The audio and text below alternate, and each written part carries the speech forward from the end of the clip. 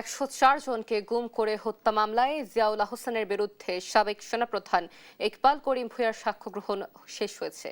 18 ফেব্রুয়ারি তাকে জেরা করবেন আসামি পক্ষের আইনজীবীরা।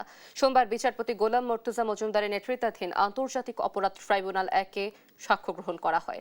আদালতে ইকবাল করিম ভূঁইয়া বলেন, সে সময় 10,000 টাকার বিনিময়ে মানুষ খুন করত র্যাব। আর আয়নাঘরের মতো অপসংস্কৃতির জন্ম দেওয়ার পর ডিজিএফআই টিকে থাকার বৈধতা হারিয়েছে। র্যাব ও ডিজিএফআই বিলুপ্তির দাবিও জানান তিনি।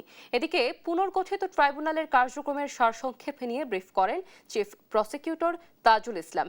প্রশ্নের জবাবে তিনি জানান, নির্বাচিত সরকার এলে বিচার আরও গতি পাবে বলে আশা করে প্রসিকিউশন।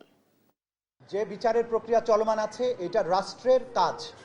বিচার কোনো সরকারের পরিবর্তনের সাথে সম্পৃক্ত নয়। সুতরাং রাজনৈতিক সরকার এসেও এই বিচার চলমান থাকবে, কারণ এই অপরাধ বাংলাদেশের জনগণের উপরে সংগঠিত হয়েছে। এই অপরাধের বিচার করার জন্য রাষ্ট্র দায়বদ্ধ।